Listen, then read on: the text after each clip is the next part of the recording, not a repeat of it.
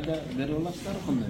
Оны биздин көчөттөрүбүз холодильникте келгендиги үчүн биздин көчөттөрүбүз 100% бизде гарантия бар. Эч качан кургап калбайт. Мына көчөттү жерден казып алгандан кийин 4 сааттан кийин ооз тамыр, майда тамыр чыгырып баштайт. Жанагы тамыр азык таппагандан кийин кайра кургап калат дагы. Анан эккенден кийин чоң тамыр иштеп туруп эле нымдашкандан кийин жанагы өсүү процесси жүрөт дагы. Акырына келгенде ооз тамырлары иштебей калып туруп анан кургап кала берет. Биздикилердин ооз тамыры ойгонбойт. +1, +2, +3 температурада келет. Кайра эле холодильникке кирет дагы, тамыр ойгонбойт биздики. Ошон үчүн эч кандай коркунуч жок. Коркпостон алып эгебет. Kaç so'm? Badamlıkı 5 yıl. Evet. Qancha yilda tushundingiz? 3-yılı tushundik. 3-yılı tushun berib başladik. Bizde Hacı Boğaz'da siz aytgan köçötlerdi alıp ekkenler var da. Anan bizim leylekte yaratılışımız ve mezgillerimiz arkandaydı. 4 mezgilen var. Biroq pastki zonada başkaça, jogorku zona başkaça. Anan köp ошол Türkiye'ye kelgen köçötlerdi alganlar bizi kışıga çidabay ölüp kalıp da. Бул fark бар да. Аябай жакшы суроо бердиңиз, тууганым. Allah razı olsun sizge. Mına ушул биздин көчөттөрдүн ар биринде өзүнүн немеси бар, мына инструкциясы бар. Деңиз деңгээлинен, мисалы үчүн бадамды деңиз деңгээлинен 600 метрден ашырбаш керек да. Эгерде 600 метрден аша турган болсо, ал деген суукка туруштук бере албайт. Ал жердин суу. Алмаларыбыз болсо, мисалы үчүн жанагы алмаларды 800 метрден ылдый жакка экпеш керек. Голден делешес киренис. Биздикилер баягы сатып аткан балдарыбыздын баягы инструктажын жакшы укпай калып туруп, анан адамдар адашып келип эгип алып атат да. Мына азыркы мына коммунизмде бир укам бар, Данияр деп, заправкада иштетет, мына кулундулуктар билет Даниярды. Ошо Даниярда бир 1200 бадам бергенбиз, түшүнгө кирди. Даниярдыкы жакшы болуп атат, ошол эле көчөттө андарака ексек, андарака болбойт, үшүп калат да. Билиңиздерби, ошонун өзүнүн инструкциясы бар. Мынабы ылдый зонага эгиле турган алманын 2 сорту бар, суук жакка эгиле турган 3 сорту бар. Гилас дагы ошондой бөлүнөт да, андарака регина кордия түшөт. Бул жакта болсо скина, лапин, сипка түшөт да. Ошон үчүн сортту алып атканда инструктарды жакшы алып алыш керек да, анан жер деңгээлиңерди өзүңөрдүн жериңердин баягы бийиктиги, жериңердеги суу баягындай алдын ала боло турган температуранын перепад температура бардыгын билип алсаңыздар, бак кылганда ошондо көчөт өзүнүн местосуна түшкөндөн кийин сразу иштеп кетет. Эч кандай мажара эмес. Leylek менен Баккенин өлгөн границасында да ошонун өйдө жогору бак кылганбыз. Ошого өрүк эксек, мисалы, мана былтыркы жылы гана болду да, бир 10 жылдан бери көгөрөт гүлдөгөн маалда үшүгүрүп кетет. Ошондой болуп атат да, биздин бадамдардын сортунун мисалы кийинирээк гүлдөй турган мындай сорттору барбы деген ой бар. Жакшы ой жүгүрдүңүз, аябай тоноо.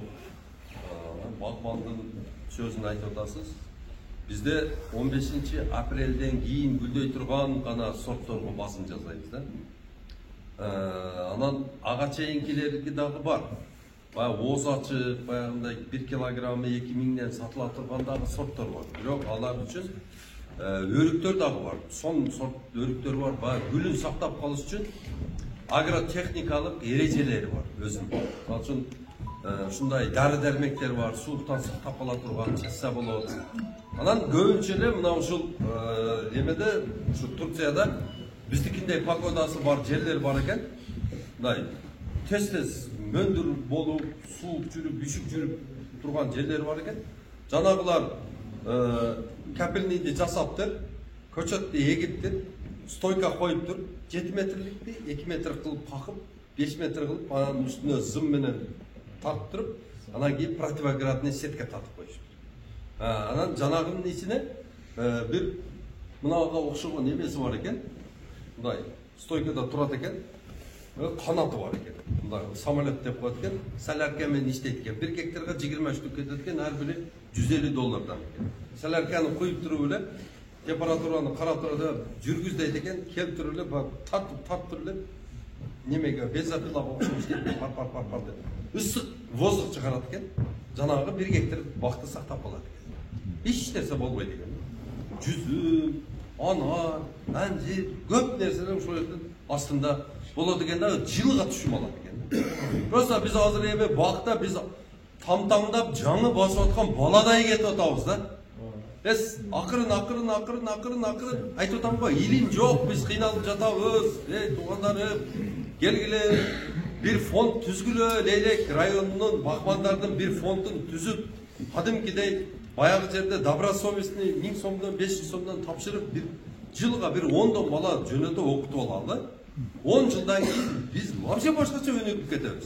Ошол 100 баланын немеси менен. Hiç kadar problema bolboyt. Üşükü aldırbaysiz, ziyan keçke jedирбейсиз, илдетке орутпайсыз багыңызды. Өз убагында туура сугарылат бар жок. Ошонун бардыгы илимге келип такалат. Азыр илим жок, биз бардыгыбыз ошондоп ката иш кылып атабыз да. Ошол эле. Өзүбүз иштебейбиз.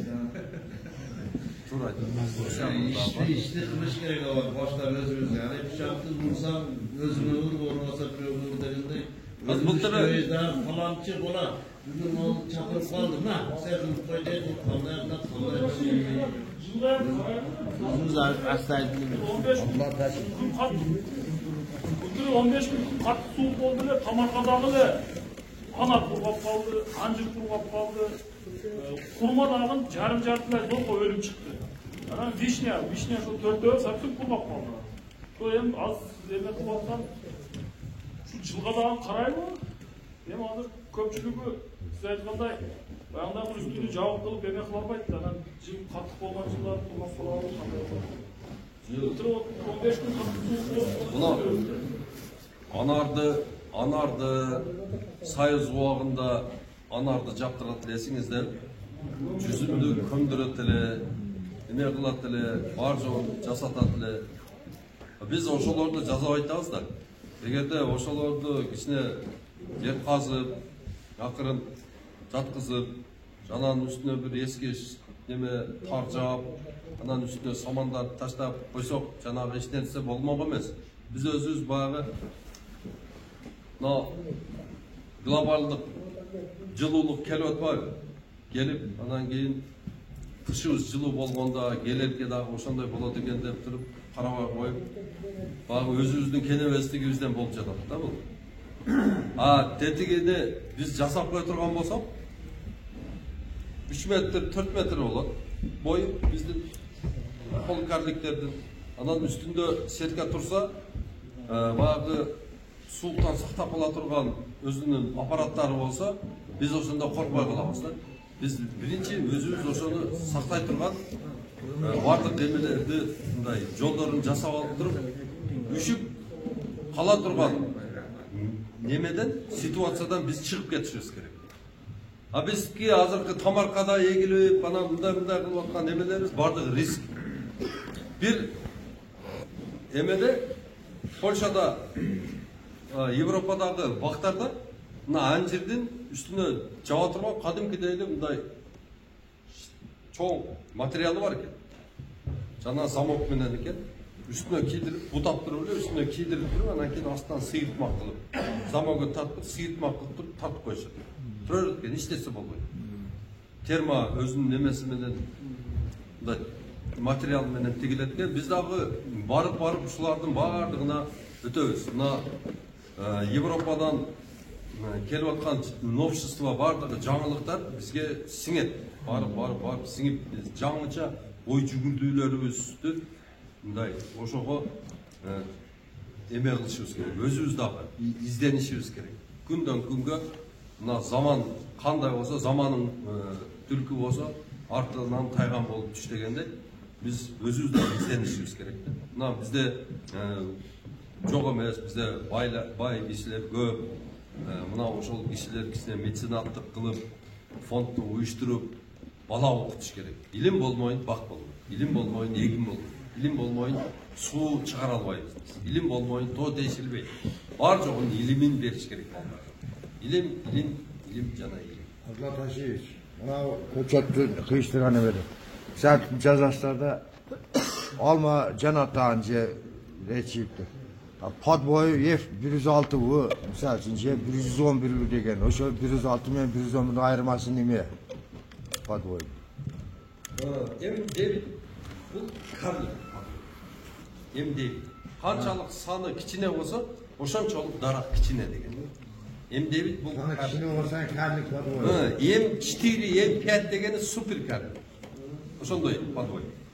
M106 дегени бул деген полукарлик. M24, M144 булар полукарликтер. 200ге чейинки, 200дөн өткөн уже высокорослый. Bir agronomuyla söyleşsen aytıktığın bağışı konu kendi pat boyu kantı ola desem misal için bir cüyeka alma köçetli östülesin deydi. Östülesinler köçet bol öskenen gün onu deydi. İkinci cüyeka bunda kişine ketmeyi cüyek açtırıp zımdan şikaba kıltırıp bastırıp koyarsın. Mesela çekez gelip koyarsın. Onu tamırlap gidetti onu pat boyu olur. Bunu kiyin bu yakırıp köçetip ketesmen adam pat boyu aslanane olup kalır. Kiyinki yıl daha bundan pat boyu çıkarıveresin deydi. Маточниктен сенсия чыгарат маточниктен. Бул деген эски усул. Азыркы усулду айтып берейинби кандай болот? Азыр лабораторияда суюктук даярдады. Баягы биздин жабайы деп коет, жапайы алманы алып келет дагы. Баягы анан кийин немеде реагентти эритет. Реагентти эритип туруп, жанагыдан анан чоң баягы немеде ага жалбырагы да кете берет, кабыгы да кете берет, тамыры болобу, мөмөсү болобу, без разница. Ошодон килетке алып чыгып реагентти эритет дагы чоң эмеде жасайт. Жасап туруп анан кийин бул кичинекей идишке баягындай гель болот. Кичинекей идиште гель болот. Мына каймак барбы? Каймактан баягы светлый каймакка окшогон мындай гель болот. Ошол гельди дагы витаминдерин берип бар жоон азыктарын салып дайырлайт дагы анан кийин будан 20 тalik, 40 talik, 50'lük, 30'luk неме болот, пипетке болот. Баягы мындай салаттагы деп сордуруп алат дагы, алып келип туруп анан кийин баягы равномерно кылып туруп баягыны саят. Гелге сайып туруп анан кийин кой берет клетка. Кой бергенден кийин баягы аялдын маткасындай жерден анан баягыдан түйүлдүк өсүп чыгат. Bunu klonирование деп коет. Эгерде бир инвитро лаборатория ачыла турган болсо, Бишкекке мен bir жылда 500 миллион көчөт жасап берип турам. Дүйнө жүзүндөгү эң таза оорубаган органика таза көчөт чыгарып берип турам. Мына ошон безил деп атпайбы? Кылайны эч укпайт. 10 миллион доллар менен биз жылга Кыргызстанды эч кимге зарыктырбай, мына азыркыда 360 сом эмес, 100 сомдон көчөт чыгарып, калашыңча.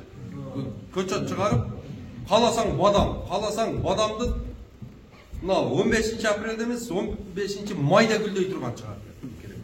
Abdullah Taşiyeviç, bir bankada bir 3 santimetre kalıpta 2,5 bin kilet şimdi 2,5 bin köçet östürekler. Şu turan. Bir bankada 2,5 bin köçet östürekler. Çançok. Ama da sinerlik Sadece paya veriyor şimdi. Bizim ana hayvanlarımız kanday olur. Ben de onu bir gene isparta koyayım, yapayım. Oşoğa aldır, mavi kalikoydu hayvan tepki koydum. Bu kanday gilesi var? Kalikoyu ola mı? bilmem onu kanday olur. Çereşniye dep koyduğunu şöyle ola. Boyu özettirdi. Boyu özettirganda bolup alат. Себеби дегенде тамыр пол картек эмес да. Онан анан кийин onu улаштырып атканда, улаштырып баягында эме салып атканда дагы башкача бир өзгөчө бир эме менен ыкма менен улайт да. Азыр бала ошону окуп келип атат, эртеге кийинки бактабаттарда Кудай кааласа эртиштемин. Полностью мындай кино кылып түшүндүрүп берет да, полностью. Ben anlayan özüm privat olanlar, adam bu tere Özbekistan'dan kardikoyu koçat ekende kardiyan abi böyle de papiyken şundan kesip koydular dep bir de. Hayvan Hayvan koydular. Men ertege маточник алып келип берейин. Маточник, таза маточник алып келип берсем, прибой бизде бар. Сен жасай берсең, буну өрөт дагы. Кайра эле элге сата бересиң ошо. Нормально чыга берет. Супер болбосо дагы, бирок баягы азыркы мындай жиндикетти баягындай детдомский көчөттөргө караганда 1000 эсе жакшы. Азыр толук камер алмайсың.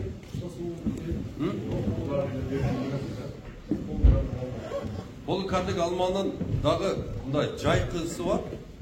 Мына жазгысы бар, жайкысы бар. Анан кийин өтө кечи бар да. Ошолорду өзүнүн жерине эксең иштесе болот. Кечкисин сен деңиз деңгээлине канча өзүңдүн үйүң жан. Нема телефондон эле текшерип каргыла, ошол жерде турат. Бир 700 болсо бир галабал. Галабал алма ошол. Галабал. Мына о неме арка бул пинклейди. Пинклейди деген алма бар, октябрда пышат. Баа алманын топко окшош болду. Жерге бир койсоң кайра секирет. Ширин алма. Ширин. Каттык болот да.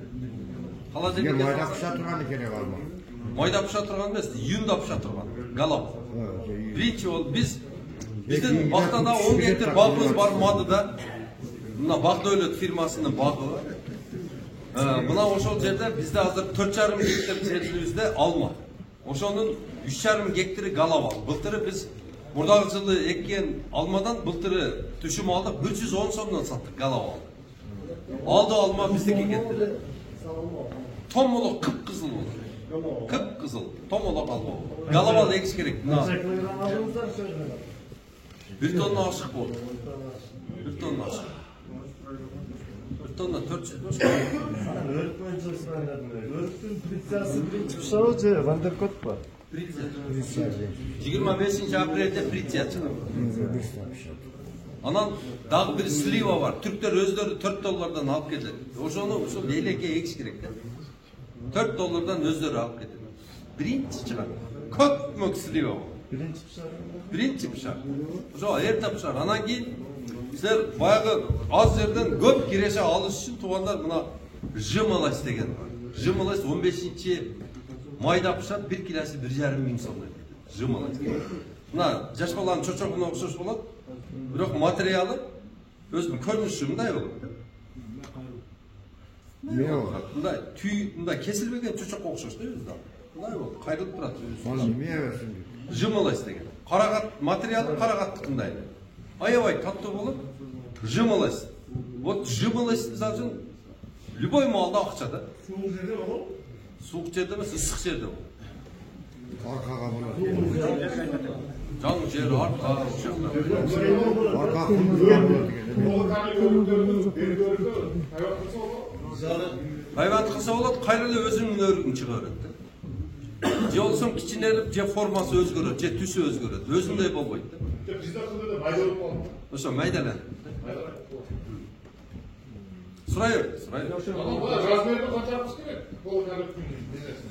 Алма, мына ушуну эстеп калгыла туугандар, колу карлик эгем десеңиздер, алма, алмурут, анан бий алма 2'ye 4 барды. Калганы бардыгы 3'e 5. Бир эле жаңгак 4'e 8. Семечковыйлар бар го? Семечковый деп атам да. Алма, алмурут, бий алма 2'ye 4. Косточковыйлардын бардыгы, и орехтердин бардыгы жаңгактан башкасы Abla taşıyız. 3'e 5. Abla taşıyız. Sivas'ta misal oldu. Kadimkide tikelerin çok orada. Tikeni çok mu? Terişke olmayı. Terişke olmayı, başka tikeni olmayı. Mende vardı misal Calat'tan akkel ötkendim. Ben gerek Eskiden bürok örüktü. Kadimkide kurgap kara örüktü. Kırgızstandagı köçöttөрдү бардыгы жапайы тамырдан чыгарылат. Жапайы болот. Ошон үчүн жапайлашып кетип атат да. Мына азыр Стенли деген чыккан. Стенлидин кагы 200 сом. Bir Стенли эң эле аз түшүм бергенде 50 килограмм түшүм берет. Bir немеге бул тикке өскөнүнө байланыштуу, мисалы үчүн 1000 эгип алсаң болот да. Бир өтө пайдалуу нерсе, чөрнәсли.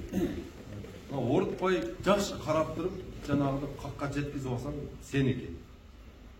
Бизде өнүгүү үчүн жолдор кеңири ачылып турат. Мына мамлекет башчылары өзү колдоп жатат азыр. Мамлекет башчылары өзү колдоп, мына ушул кыргыз эли өнүксүн насыяларды дагы алып келип берип атат. Мына сууларды дагы мисалы үчүн аракетин жасап атат. Мына биз эл өзү талпынып чыгып бир жаңы жер айыл өкмөтүнүн немесинде платформасында, же болбосо Кулундунун платформасында, же арка зона бир биригип туруп, бир проект жазып туруп, мамлекеттен каражат алып, суу чыгарып бар жок жасалса болот. Талпыныш керек да. Өзүбүз аракет кылышыбыз керек. Анан кийин мына агайым айтты го, бир аймак бир мөмө, бир айыл бир мөмө. Объемго келет да. Мына бир 50ден ашык российский компаниялар бар, сода кылган. Ошолор айтып атат, Булаташи, у вас, блин, даже 100 тонн невозможно. Однообразно что-то купить. О чем говорите? Булардын сөзү туура сөз.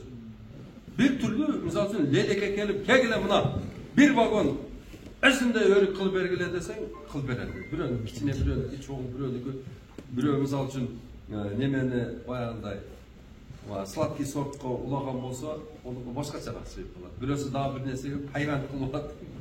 Пайган болуп кетти да. Ошого бирдиктүү сортко өтүш үчүн биздин дагы мамлекетибиз азыр иш аракеттери, Бакыт Төрөбаевдин иш аракеттери азыр ушул Кыргызстанга бир жакшы бир питомник салыш боюнча катуу иш жүргүзүп атат Бакыт Төрөбаев. Анан дагы бир Бакыт Төрөбаевдин жасап аткан иши департамент садоводствонун документин даярдап атат. Жакында мына багбандардын департаменти ачылат дагы. Ушул жерде жергиликтүү ушул айыл чарбаны башкаруу эмелерине приоритеттүү вопрос. Мына мисалы бияктарга задачаны коет. Бак жөнүндө көбүрөөк сүйлөгөн. Болду, арпа будайды коюп берем деп. Давай, бак жөнүндө давай, билимиңди ошого кур дейт. Бияка келсеңиз, сизге эмне кылайын десе, бул сразу бак отурубуз деп айта турган болот да.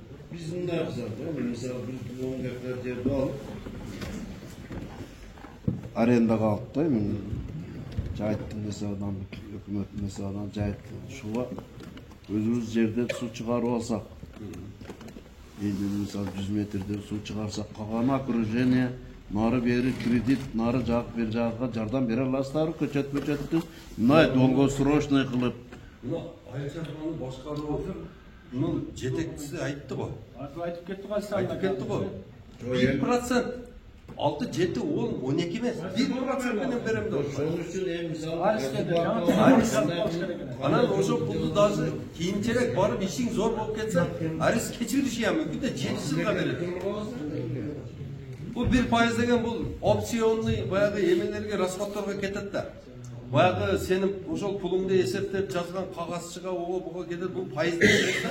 Мындай карап көр. 1%. мисалы 10 гектар жерди алдык, мынча жылга мынча деп туруп проектти жазып, мынча суу кетет, мынча көчөт кетет, мындай карасам, ошончо акча бизге бере алабы жок? Бера 1 миллион 250 миң доллар берем. 1 миллион 200. Сиз 10 гектар эмес 100 гектар бак алып бадам егип салсаңыз болот.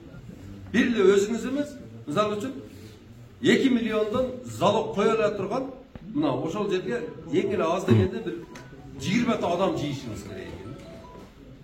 20 адам жыйып туруп, бардыгыңыздар өзүңөрдүн үйүңөрдү немеге коюп, залогко коюп, 2 ай эч нерсе төлөбөйт экенсиңер. 2 айдан кийин, неме 2 жылдан кийин анан төлөп баштайсыңар. 2 жыл каникул экен. 7 жылга берет. Алгыла ушул акчадан, даяр акча.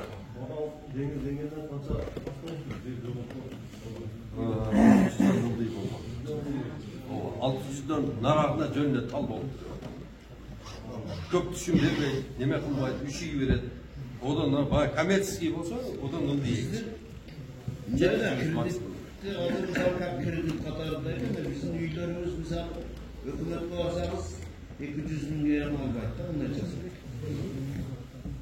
Эми арыз берип аткандык үчүн бул акча Всемирный банк үчүн немеңизди, үйүңүздү көпкө эсептейм.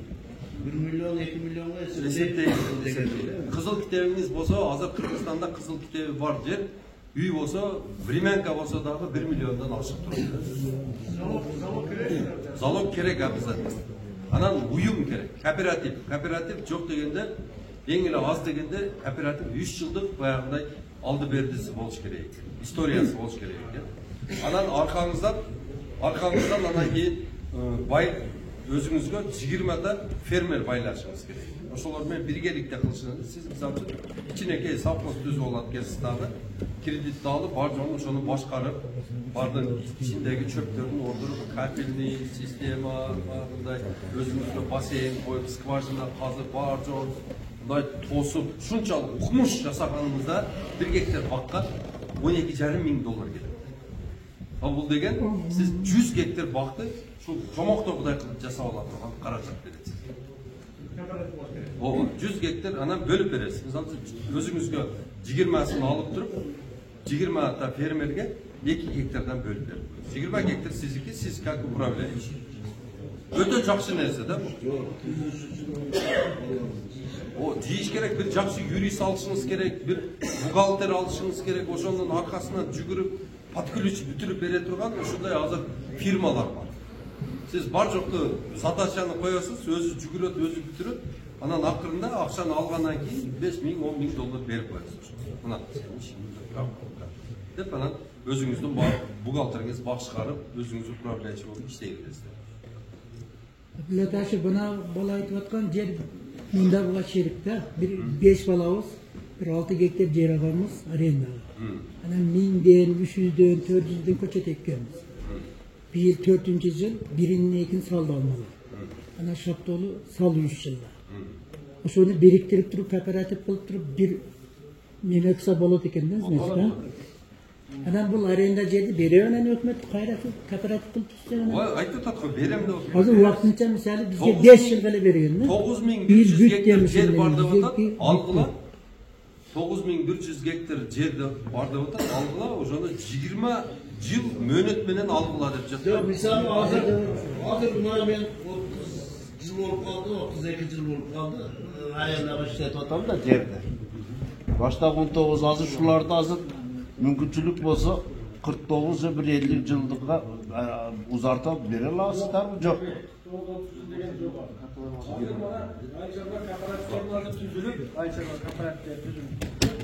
Konkursun negizinde rayonluk komissiya var.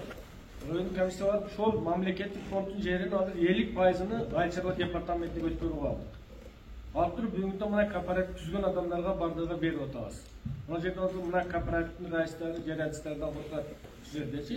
Сиздер эгерде шол жериңиз эми болуп турган болсо, мүмкүн иштетип жүргөн болсоңуз, кооперативди түзүң, пожалуйста.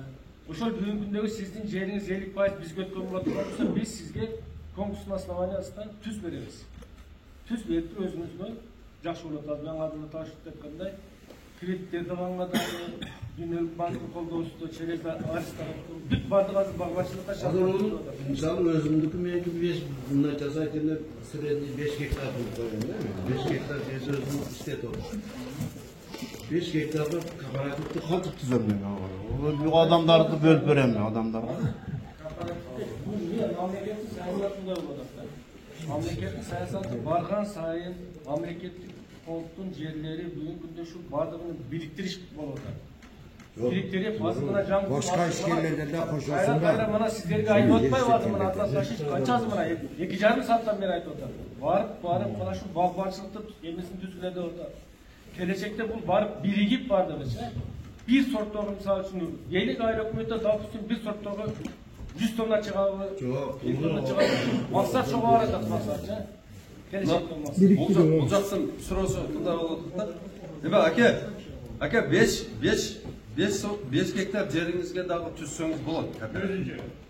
Өзүңүзчө түзүп, неме кыласыз, иштейсиз. Бирок мына сиз мына кластер деп атат го. Мына өндүргөндөн баштап магазинге чейинки эмени баа 5 гектар менен жаба албайсыз да. 100 гектар болсо сиз ошону кийин жабасыздар. Себеби дегенде 100 гектар жерден эң эле средний алганда ар бир гектари ең эле аз дегенде 5 тоннадан бергенде 500 тонна бадам сатып турасыз да сиз 78-чи жыл. 500 тонна бадам бул деген $25 миллион болот. Элестетип атасызбы? Сиз ошону менен ишкана түзөсүз. Болот. Бирок аз да бул. Кооператив түзүп туруп өзүңүзгө өткөзөсүз. Бул аздан сизге баягы жанагы 1 миллион 200 миң доллар кредитти бербейт. Айтып коеюн. Az zaman tabi Murat Tuğan'da Ahmet Abdullah Taşıyev sizlerge rahmat söyleyle gelin tıkandarını dertini көп tepkiyen işleri belirli tepkiyenizlerge elimizin altından sizlerge rahatsızlık bildiririz. Daim işinizi, işlerinizleri yürüttü olsun, faydanızlar değil görüp yürüversin. Buna ata babamız ekpegen egindi, egip şonun tüşünü kütüp yürgen zamandan alstak ketişiz gerek. Az önü zamanı ondan keyin can köçetlerdi. Aglotaş İngiltere laboratuvarına çıkan köçekte değiştiriş gerek, sandan sapatka ötüş gerek. Mal kısaktağı. Zaten yakında bir Leylek rayonu boyunca, Batken rayonları boyunca asıl kumaldı kalmagan balдар bilen birge nimek basan. Şöyle bana özün kulda da bir balanın 45'te koyu var etti. Optomga 45 bin, 50'te optomga 50 binden bir dese bir verdi. Yani sandan sapat. O şey 45'te koyun 50 binden bir dese bir verdi. O koyu 45 koyu 200 koyda kımbat bol da. O 45 binge 4 koyasam olur. Her birini 45 binden bir verdi.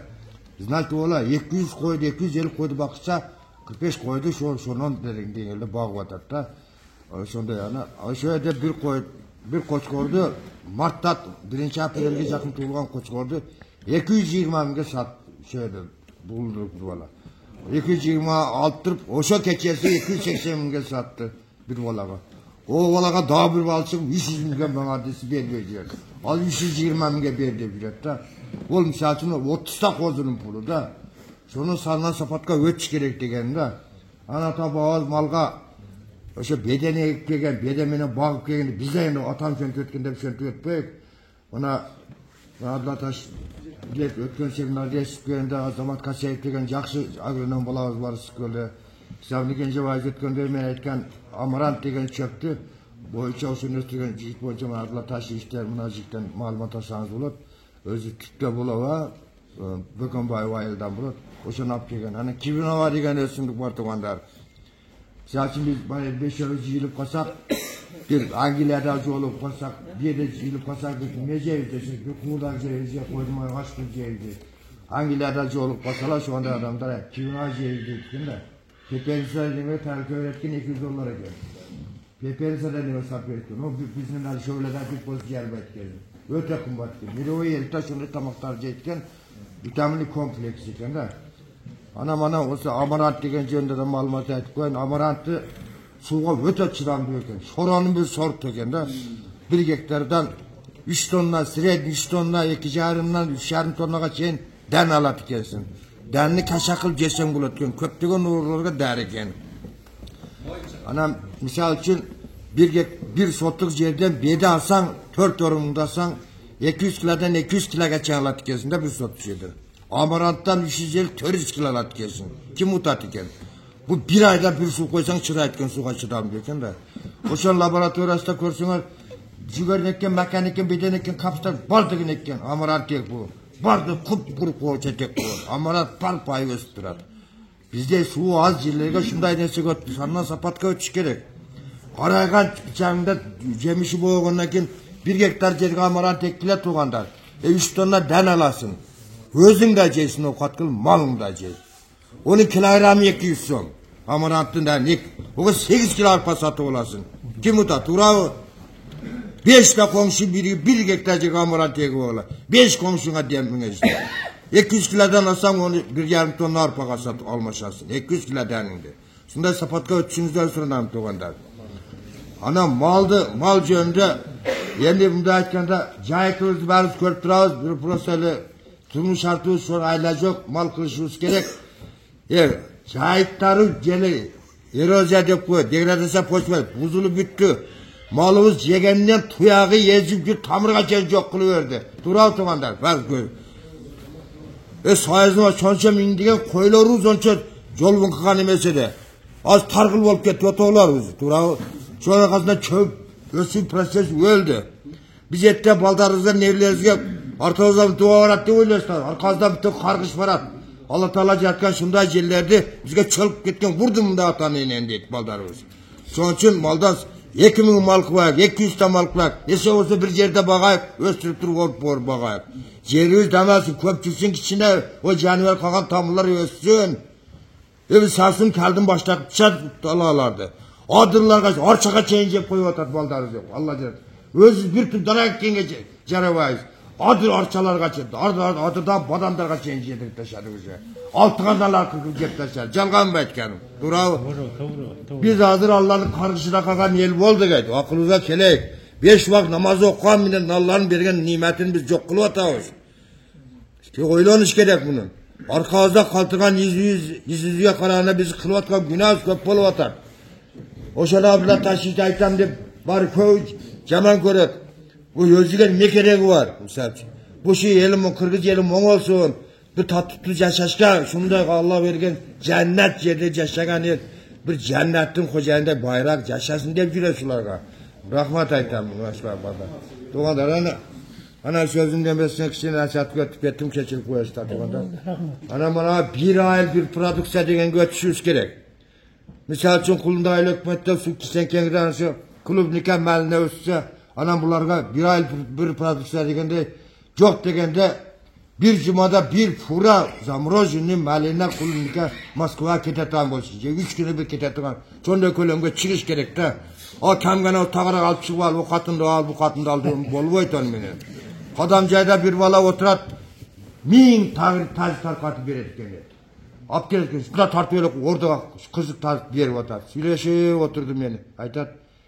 Ben 300 tonda kulüp nikahlatgan sıkla salıp koydum. Halallik baldan. Muzdat koyam dedi. Moskvadan çalam tayar oldu. 2 fura kele tartıp gidet dedi. Her cumaga 2 fura jönöttiram dedi. Onun eli bay bulup da kene. Abi şu tagalarını ap gelip alarak zaten bana alırken 4 tagar ap kese. Şunun bulkudatım yaklasın diye biz. Sın takkandan alışka bar boyatağız. İşte veyizden şunda kılağız da. Ha işte veyizden. İşte veyizden şunu aytım. Anam her xil nersedek beş gerek tuğandan. Misal için buna toğul tarafta katıran patran nemilerge bunu. Alma, bir türlü almaya iş gerek. O almağız Moskva'ga Avrupa'ya ketetuğan sapat diye iş gerek. Kölömde.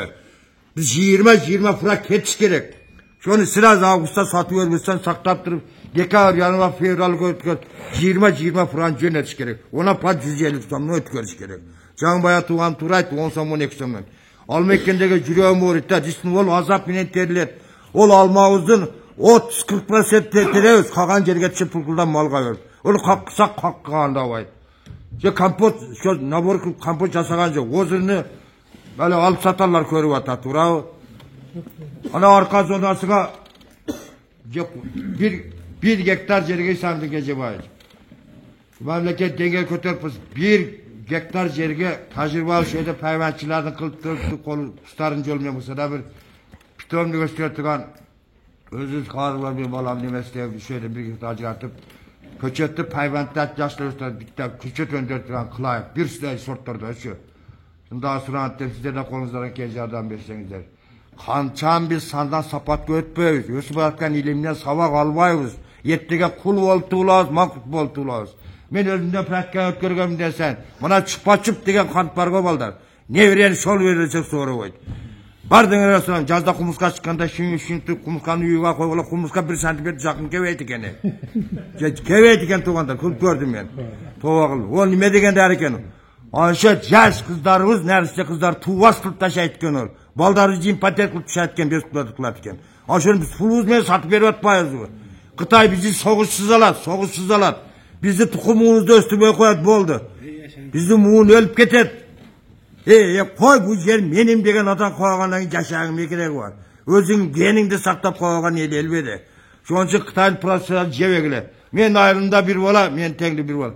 Nevresini adı o balası 10 klasta otan balası boyu 2. klasta kaldı. Nime için? Çupa çıktı bir yere çupa diyeyim. Böyle kaldı akıgan borga katofun çipsi. Tündü saat 3'te olsa da ilasa sap kepir etken. Adı balası yosmuyor kalıyortan. Doktorga parsam şikayettir, görüyor oturur. Çipsi veremeden deyiptir. Abi koyun bu tüm saat 3'te ilasa sap kelettim deyiptir sen. Ciye bitirsin balan deyiptir sen, kargısın uçul. Balan bol deyiptir, bolsa bir 20 olup deyiptir boyu. Bana öz kolum menen özü pulum menen velt kılıp aldı. Aşında ziyankeş tamaklarına ehtiyat bolayık tuğandar. Turağı, anan daha sizlerge bana bayağı ekta kurt boyunca. Yani nasıl koyayım diyet degenge. Orta aytkanda Hatel Zillışı, Polisi Kapsıgıda degende bana mayna degen çimçikta bir vakti jakşı maksat menen alып kelgende. Oşollar akil öz követ kapıyın. Követ onun bir patologiya daha bir başka bir nemeler başımızga bela bolboy bu degen. Anam bizde bana leydegen anardı öndüre almay kaldık bu kadar ha. Baş kança akıldı agronnomdoz bardigi ilişti. Anarız Ağustos ayından başlap kışa başlagandı. Top pişip kalat. Keyin kuruptu alabızdan kömür kılıp kayra peşke gelecek ağız. Gelmey kaldık. Anardı bizden ilimiz yetmey kaldı. Eğer şunun arnar derleştin. Nemesi olsa Kulunda aylık mütte, bizde Yancır aylık mütte, 5 aylık anarlar zor boldu diyor. Hazır anardı kilası biri 80 som, 200 som. Sonra şu jönde de bana sizler bir izildep körüp Sovetler Soyuzu mezgilinden beri kollanılıp keledi. Hazır 20 yıl bu oldu, hazır anar değil çok boldu. Men agar 100% anardı, şonu jılıp yok kıldım. Komandanızlara ilgili kalardı, şu elinde girip Türk vatanına 3-4 yıldan beri Kıdırıp diler sabah taşıyı çarşıya, malades. Allah razı olsun. Komandan Sroğunu bak boyunca belgile. Ana daha bir kişine koşunca kal. Az bir yede vuruptar çıkıptır, ben bir kent şimyeklere birinci yol zor ol, ikinci yol ofşeli yok olup getişiyor. Sarttan kegen vuruptar şundoylardı, şöbür alege neme kılıp. Baykaçtığını sol satkanlar, bir satı oyları satmasa yok kılıç gerek değil. Adamda bu kımbat unutalıptan mülk denirse bir yıldan ki yok olursa. Buna bardığınızlar, jakşı bayağınday sözlerde okuduğunuzlar, jakşı ümit menen geldinizler bu yerge, oynap sizlerde de vakit zıkta. Hazır misal için işi yoktu da toltra işi var dedi. Bardığınız, işmeyerimiz, bardığınız, yani bizden çok oluşka gelip bergenizlerge Allah razı olsun. Navşun gelip kızığı, navşun adam menen adamız da birbirimizni uğup, öme kılıp, nakem tura bizge sonun motivasyonlu soru önemelerde berdi. Buna kiçineke usul bir 10 minutluk sözünde distitinle bizden memleketlik kuruluştan başlap durup ahırkı buna densolukka çayın aytip berdi de. Buna uşunday adamlarga çoğun bunday çoğuluşlarda söz verip mına uşulardan söylegen sözlerini yandırıp mına ellerge biz tarkatışımız gerek. Buna bizde el içi önem kemsili. Bizde ayavay güçlü, çoğun bunday kısık nemelerde bilgen karı bilgende pari bilbeyt degen sözler var da. İstiyetinde mayla bardığınızlarda buna hazır bağbançılık kılam dep atasızlar da. Buna Aknazarı akam aytты ғой. Buna organikalık жерсемдikişlerde, anan keyin ошол mineralдык жерсемдikişlerde öz ubagıda eriyip mineralдык жерсемдикişlerde бере турган malı, normасы, anan keyin onun kандай türde verilişini bardığın biz bilmey sayın biz degen iyilikке жетпейбиz. Agrotexnikalık ereceler degen yeri var da. Bu точный наука.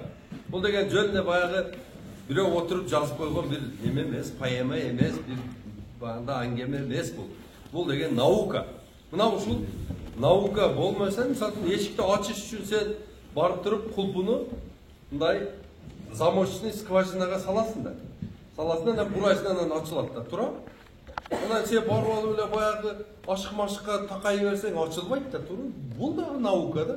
Ошол агротехникалык эшикти ачыш үчүн, багбанчылыктын ийгилиги болуш үчүн тууганда биз бардыгыбыз агротехникалык эрежелерди сактаганды билишибиз керек. Мына азыр энтомофаг койгондо дагы энтомология илиминен bir подразделение бар, отдельный. Мисалы үчүн энтомофагдарды, мисалы үчүн чоң полк дей турган болсок, мына зыянкештер. Ошонун ичинен бизге пайда бере турган разведчикке окшогон bir подразделениясы бар. ошолорду энтомология илиминде энтомофактар бөлүп койгон да. Мына энтомофакттардан мына Кыргызстан боюнча азыр 5 түрүнү өстүрүшөт. Баткенде 4 түрү, бардык жерлерде 4 түрү, андан кийин Ысык көлдө 5 түрү өсүрөт. Мына бир эле примерди айтып көрөйүн. Мына бутакка кытар болуп туруп коричневый бир нерселер отуруп алган, билесиңер, ошону көргөн болсо, мында колуң менен сыдырсаң, колуң кан болуп калат. Билесиңер, бул деген дарактын катталасы. Гравиная тилея, тилеянын бир түрү да. Жанагыны силер мага демектен баягыны кыркып туруп бутакты химикатка салып туруп күндөн кийин ачсаңар да өлбөйт ал. Онун бир эле эмеси, өлтүрө турган эмеси бул афилинус деген бир баягы Ысык көлдө багып аткан энтомофактын бир түрү афилинус деген бар. Ошону алып келип алдагы бутакта болот, өзү дагы афилинус. Ошо бутагы менен алып келип туруп эле бутагынан байлап туруп илип коесуңар, 3 күндөн кийин же 2 күнгө жетпей жанагы жерден афилинус учуп чыгат. Бир рет учуп чыгат дагы. Айланып туруп ошол жердеги кровиная тилянын бардыгын талкалап жок кылат. Бир эле жолу алып келип афилинус койгон жерге 1000 жыл кровиная тилия жолобойт. Ошол жерде ол жашап кала берет.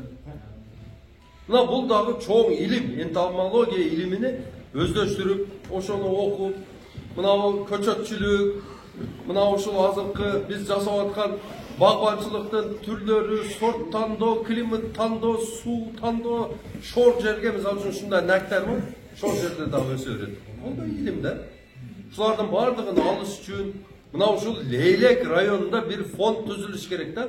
Багбандар фонду түзүлүп, кем бак кылам деген адам ошол жерге жок дегенде бир жылга 1000 сомдон акча которуп, ошол акча менен ушул Лейлек районунан ошол Измирде, Конияда, Газантепте, Стамбулда bir 10 бала окуп келиш керек. 10 бала окуп келсе, ошолор зыян кетменен дагы күрөшөт, ошолор сорт тандоону дагы бар жок. Илим болмойн, бак болбойт, илим болмойн, бизде түшүн болбойт. Ошону туура түшүнүшүбүз керек элдер.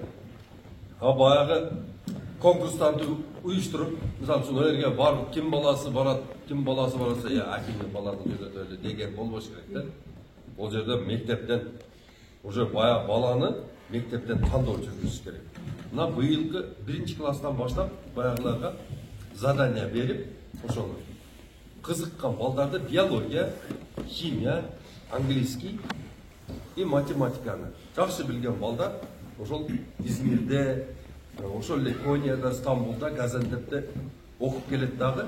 Мына бизде мисалы үчүн канча 1000 зыянкеч болсо, бардыгын танып, мына акем айткандай баягылардын жашоо образын, циклын түшүнөт да улар. Так. Вишневая муха. Гиластын чымыны. Ошонун дастыдан биз Кытайга өзүбүздүн черешнени киргизе албайбыз. Болгон бир курт, кичинекей курттун немесине албайт. Onu kaysı malda çımın жерден чыгат. Кайсы малда учуп чыгат. Ошону билип, баягы бала ошол жерге күл сээп, биологический жол менен да. Отундун күлүнөн суга чылап туруп, баягыны челекке куюп алып туруп, неме менен шыпыргы менен полный агартып чачып чыгат. Ошол жерден баягы эмне көп кумурскалар, көп курт кумурскалар ошол жерде дымдатып өлөт, баягынын кислотасынан. Өлөт дагы көбү чыкпай калат. Биологический жолдору, энтомофактарды алып келип коет. Ошондой кылып бизге зыянсыз, анан органикалык продукция чыгарганды бизге үйрөтөт. Мына ошол илимибиздин жогунан помидорубузду жедирип алып атабыз, капустаны тесип таштап атат, сливаларды, али слива мындай болуп туруп, коро мезгилинде эле карасаң эле баардыгы тегерени агып калган болот. Курт чип, ошол жерден немесин жеп, ошол жерден туалет кылып алган болот, ошолда тамчылап агып. Ушулардын бардыгын илимин алып, бизге алып келип үйрөтө турган бул адис. Мына ошол адисти биз деген мамлекетти карап отура бербестен, мына багыңда битте проблема болуп калса, сен ошол проблеманы чечиш үчүн сенде 15 000, 20 000 сом жумшайсың, 2 гектар, 3 гектар болуп калса, тура. Ошол өзүңүн багбанчылыгыңан үшүрүнөн эле, мисалы үчүн 100 тонна алма сатсаң, ошонун 5%-ын ошол фондко которуп туруп, ошол фонддун эсебинен мына ошол Лейлек районунан жок дегенде 10-20-дан бала жыл сайын окууга барып окуш керек. Ал жерде эми түрктөр бизге скидка кылат экен, кыргыздарга, мисалы үчүн башка мамлекет, бай мамлекеттерден келгендер контрагы 1,5 миң, 2 миң болсо, бизге ошонун тең жарымын төлөтөт. Анан Кыргызстандан баргандарга жатакана берет экен. Анан Кыргызстандан баргандарга емек деген карта берет экен. Ошону менен бала барып 3 мал тамак жесе болот экен да. Ояк жактан канча жардам болот. Балага бул жактан жол кереси, ондой көп деле акча кетпейт. Бирок бала барып окуп келгенден кийин Туркиядагы багбанчылык келет да буякка. Туркиядагы багбанчылык уже буякка көчүп келет. Ошон үчүн бардыңыздарды айтаммы? Акчаны аябаңыздар туугандар. Берип фонд кылып туруп, ошону бир комиссия кылып аксакалдардан шайлап туруп, лейлек боюнча багбанмын деп эле ушул огородунда 15 та өрүгү бардыгынан 500 сомдон жийип туруп, жок дегенде жыл сайын 10 бала окуткула. 10 жылда 100 агроном болуп калат. Лейлек районунда 100 Абдулла Ташиевич пайда болот да. Тынымсыз силерге үйрөтүп турат. Мындай, Абдулла Ташиевич деп отурбайсыңар да. Чакыруу Абдулламин акен баласын чакыргыла. Мына неме чымын чыгып тур, сразу текшерсин дейт. Бир паста келет, баягы сүрөткө алат, неме кылат, бир паста дарылайт. И импортка кете берет силердин продукцияңа. Кете берет. Анан жанагылар фаза созревания. Мисалы үчүн бир нерсенин пышуу эмесинин полный циклын үйрөтүп туруп, силерге эртеге түшүмдү мындай жеңил сата турган жолдорун үйрөтөт. Илимсиз биз эч жака бара албайбыз. Кыргыздарым, кыргыз элим, бардыгыбыз, кыргызстандыктарым, биз бардыгыбыз илимге басым жасашыбыз керек. Азыр балдарыбыз окубай койду. Бардыгы эле карасаң телефондо отурат. Бардык балдарын карасаң телефондо отурат. Кет телефон. Окуганы мындай шыгы бар балдар бар. Жок эмес, үчүбүз кур эмес. Мына мектептерден тандап туруп, ошол жакка жөнөтөйлү балдарга. Мен өзүм лично баламды окутуп атам ошол жерде. Мына силерге пример болсун деп, бул Абдулла өзүнүн баласын деп. Экинчи баламды азыр тапшыртырган аракет кылдым. Болбоду. Кийинки жылы Кудай кааласа сөзсүз дагы тапшыртырам. Барат агрономияга окуйт. Барып ошол именно көчөт жасоо боюнча бирөөсүн болсо зыянкеч менен илдеттер боюнча окутуп алам. Экинчисин ошондорго даяр барып окуп келсин. Мына эгерде кимде балдарыңар мына 9-класс, 10-класс, 11-класста балдарыңыздар болсо, келгиле, отурайлы, машвара кылып, ошолорду чакырып, ошон үчүн мен бүтүрүүчү класстарда келсин дедим да. Ошолорду мына неме боюнча, тандоо боюнча, кесип тандоо боюнча биз ошолорго бир багыт берип калсак деп неме кылсам, ошону акимчиликтен жакшы укпай калганбы, неме болгонбу, келбей калыптыр. Жаш балдар азыр бардыгы каерге барып окусам деп неме кылды. Бардыгыбыз эми неме эгибизге сакал коюп, алхамдулилля мусулманбыз деп бардыгыбыз неме кылып атабыз. Паракорлук бул харам экенин түшүнөбүз. Каракчылык дагы харам экенин түшүнөбүз. Неме кылабыз? Ушул агрономия бул деген эч пара албай турган кесиптерге кирет экен да. Агрономия. Өзүнүн менети. Мына мен жанында бирле пример. Ол Туркияда да окуп атат Руслан. Руслан мына Ататүрк Манаста окуду да. Агрономияны бүтүрдү. Азыр Русландын айлыгы 100 миң. 100 миң. Мындай караңыз, мугалим да албайт, ондой айлыкты, башкасы да албайт. 100 миң. Анан Русландын ошол бир айлык иши болгону бир 10-15 жерге консультация берип коет. Бактын чекесине барып карап, жалбырагын неме кылып, ондай мындай кылып, же болсо голый жер болсо, мындай таза жер болсо, ошол жерге планировать этет. Карап, өзүн неме кылып, полный ландшафтты карап, суу кыла турган бассейнди эмнеге кылайса экен. Мынаяка каратып бак дегенин кесин. Же болсо мындайраак кылып эмес. Күн мындай тийгенде полный даракка бар жогуна күн тийсин. Шамал болгондо, шамал аралаганда толук шамал ортосунда ойноп бемарал чыгып кетсин. Бардыгын үйрөтүп берет дагы, 1 гектар бакка консультация берип, баягына планировать этип бергенде, ошого 20 миң сом акча төлөп атышат азыр. Бул деген өтө жакшы кесип. Балдарыңыздарды окуткула. Мына региондорду өнүктүрүүчү берге юрист келбесин. Юристтик керек жок регионго. Тасын үш калашып кетсе, милиция аппараты юрист ошондор өздөрү юристтер табылат. Регионго эмне керек? Мына ушул мына ылдый дагы окуп аткан сууну, мына ушуну бияка жайып келе турган инженер керек да. Мына ушуну гидротаран коебу, же чарпалак коебу, же болбосо мынерге бир бассейн насосты айдайт, анан бу жерге бир бассейн коюп насосты айдайт, анан бу жерге бир бассейн коюп насосты. Ошону сууну 1 километр, 2 километр, 3 километр ошондой бийиктикке чыгарып суу жайып бере турган инженер керек бизге.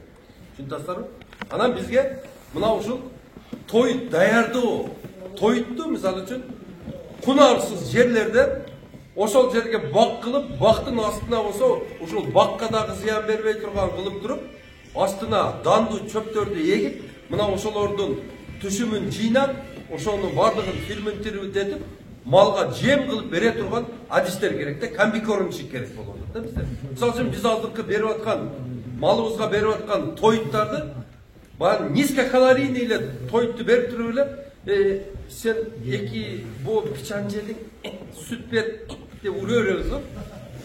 Ол туура эмес да. Ол пичанда күч жок.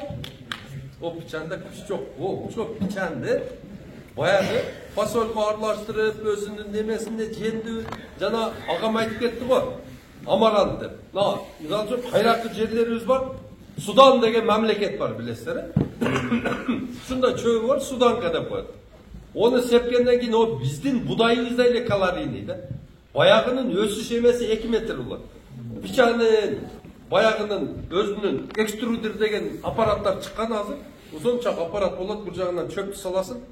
Olacağından makka sakka bar çokta arlasından bayağını popcorn kılıp çıkarıp verir. Cemde. Bayağı cem asvayayımız 90%. Например, sizin çöpünüz bolsa asvayayımız 10%. Bu yerde 90%.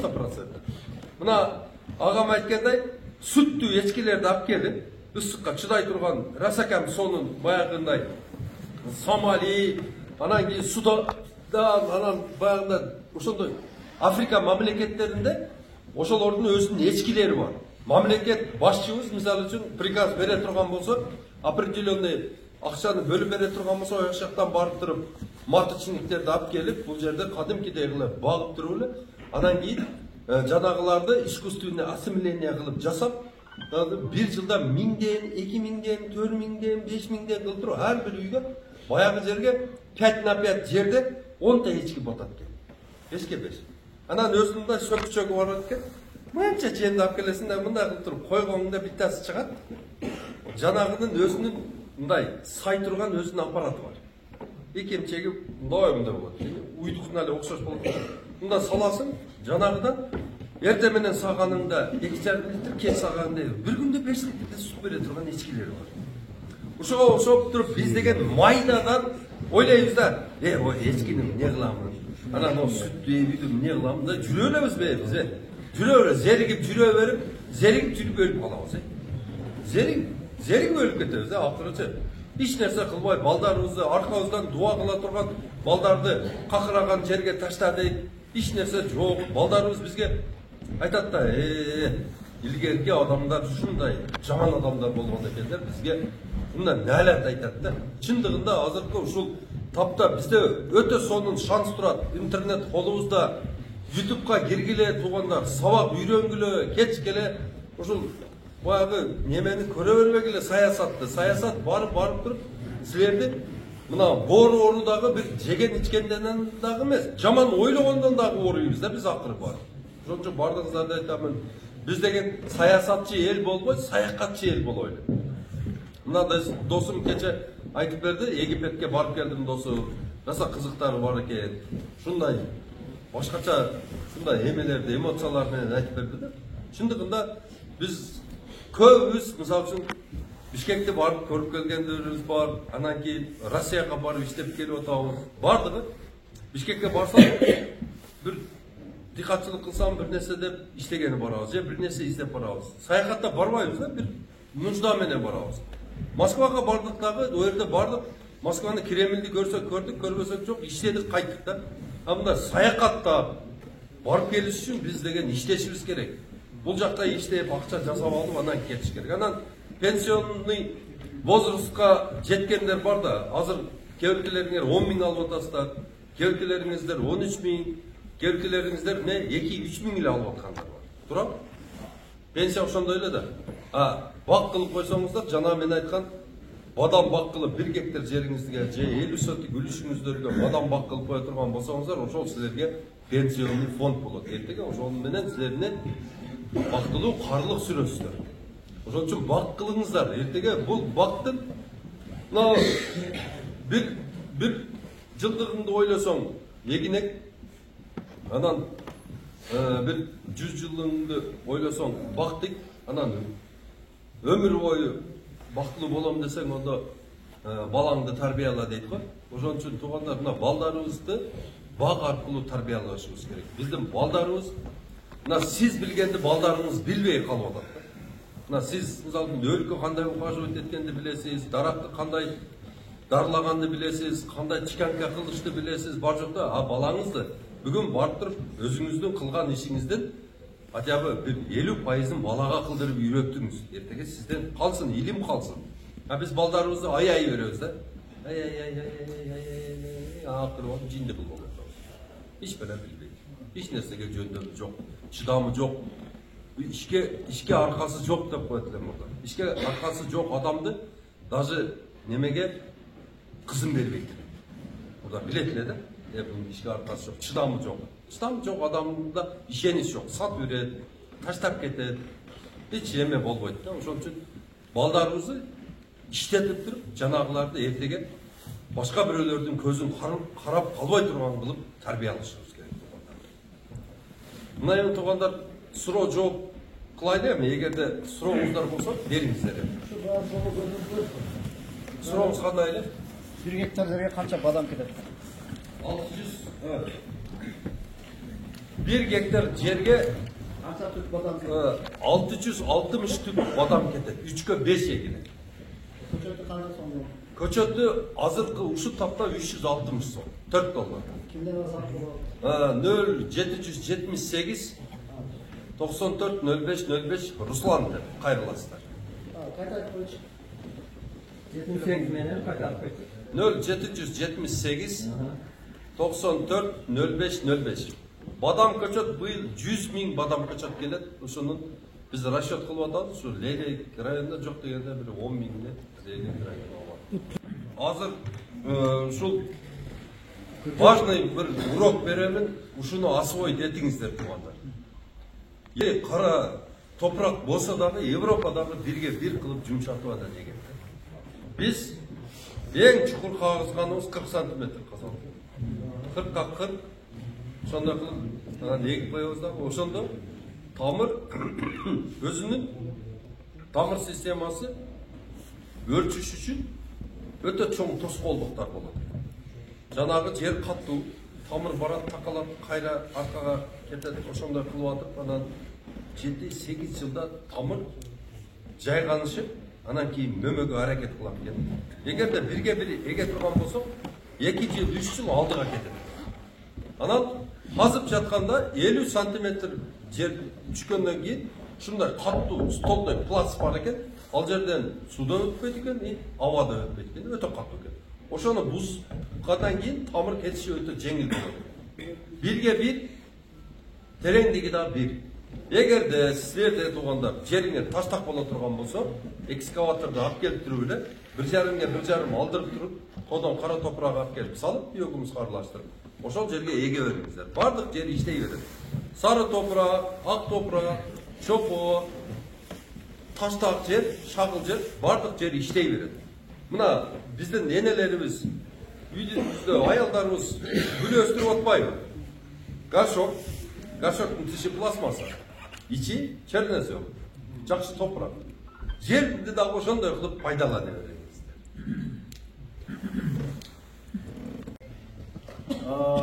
Анан жана айыл чарба техникалары боюнча силерге сураладым. Биз ошол айыл чарба техникаларында ташып иштей баштадык да. Европадан буга чейин баягы универсал комбайндардан жыйналып Yuvarışında hazineler, Akbabay'da hazineler, ошондойлорду алып келип 300 жоласын иштеп атышат. Былтыр күзүндө Кытайдан Зумлион деген компаниянын ушу Зумлион тракторлорун ташый баштадык. 90-63'den баштап туруп 263'ке чейин тракторлор келип атат. былтыр алып келгендерибизден теңинен жарым уже Чүй, Ысык-Көл, Талас областары уже сатып алып иштетип атышат. Ош Жалбатка эми алып келип атабыз. Кудай кааласа, ушул тракторларды биз иштейбиз. Мунун баасы 90-дуктары 31.900'dan 200'lükleri $42.000'a чейин барат. Анан булар электронный электропакеттен коюлган. Ошондо электронный иштей турган тракторлар өтө күчтүү, анан бузулбайт. Муну каалоочулар болсо Айбанк аркылуу 6% кошумча төлөөсү менен алса болот. Баштапкы төлөмү 10%-ын төлөш керек, калган кредит катары 6 жылга берилет. Анан 2000 моточаска гарантия бар. 2000 моточаска где-то 2 жылдын айланасында иштеле турган күчү, ошонун аралыгында бузулуп бара турган болсо, ошол биздин компания өзүнүн эсебинен оңдоп берет. Анан майда чүйдө мындай ремонттор болуп калса, 2000 моточас деген бул ошол негизги баягы кыймылдаткыч күчү бузулуп калса, мотору туурабы, коробка передачасы ошондой болгон. Анан андан башка майда чүйдө ремонтторуна атайын биздин адистер 24 сааттын ичинде келип туруп, ошол оңдоп берет. Запчастары баардыгы ошо майда чүйдө запчастары бизде өзүбүздө болот.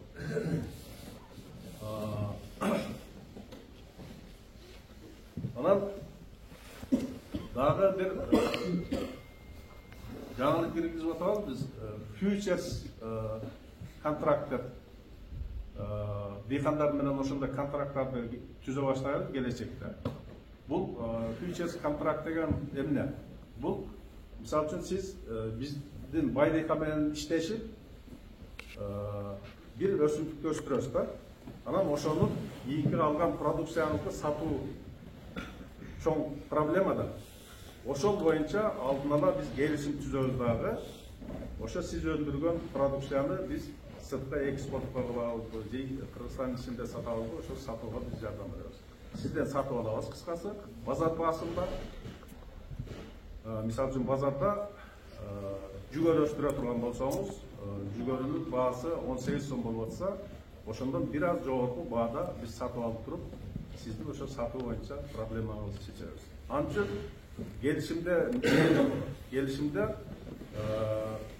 дыйкан биз менен келишим түзө турган болсо, ошол өстүрө турган эгиндин үрөнүн, жер семтичин, биостимуляторлорунун, анан коргош каражаттарын бүт баардыгын бизден сатып ала турган болсо, анан ошондой акырында ошол продукцияны биз сатууга жардам беребиз. Сатууга жардам беребиз эмес, сатып алабыз дагы. Ошондой келишим түзсөк дагы болот да келечекте. Анан бул мына жогоруда алдында ташкентчи айтып өттү, Байдыхан Кытай менен ошол экспорт боюнча сүйлөшүүлөр жүргүзүп атат деди го. Былтыр күздө ошол биз жүгөр боюнча атайын Кытайлар менен сүйлөшүп биздин жүгөрүн 2 түрүн алардын лабораториясына жөнөтүлдү. Limagrein, анан кийин Pioneer деген компаниялардын уруктарын өстүргөн дыйкандар көп да. Ошолордун данынан лабораториясына жөнөткөндө ошол Limagrein жогорку көрсөткүчтөрдү көрсөтүп, Кытайлар ошол Limagrein данын сатып алууга макул болуп атышат да. Birinci partiyasını biz yönöttük. Bu Kazakistan'ın arkalığı giderken hazır. Ötümünde logistika kımmatla düştü. O da tepkir hazır daha süylöşülür yürüyüp bakar. Erkestan cevabısı torgan arkalığı Kırgızistan'dan Kıtay'a ötürüm yolların hazır süylöşülür yürüyüp bakar. Biro Aljer'e laboratoriya kuruluş gereken. Hazır o laboratoriya kurulu boyunca daha süylöşülür yürüyüp bakar. Sebebi bir öykü ortamında söz türde bayağı fikasyonlardı. Teşekkürlerden bir bağımdan ötüş gereğinde. Oşunda gelecekte bir yaxşı mesele olacak bizde.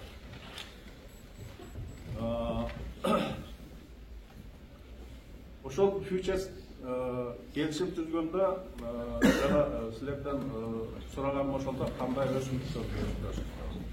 Misal üçün бак көп екен да бұл жақта. Анан пияз өстүрөт экенсиздер. Мына ошол өстүргөн дыйкандар ушундай фьючер контракт түзүп алат да. Ал үчүн баардык агротехнологияны сакташ керек. Керек каражаттардын баардыгын бизден сатып алыш керек. Биздин балким келечекте жергиликтүү агрономдорубуз болот бул жерде. Ошолар сиздер менен түздө-түз иштеп кеткениңиздерди берип турат. Анан сапаттуу продукция өндүрүп, жана лабораторияда өтө турган нитраты жок, жана башка баягы глифосат деген аябай улуу химикаттар бар. Ошолар составында жок кылып жакшынакай кылып өстүрүп туруп, анан сиздин продукцияңызды сатсак болот да.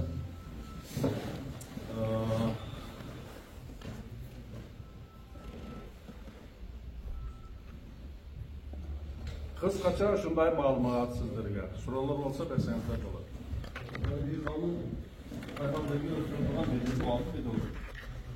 Эли мындайда беде өзү кайракы жерде любойна бедени өстүрсө болот.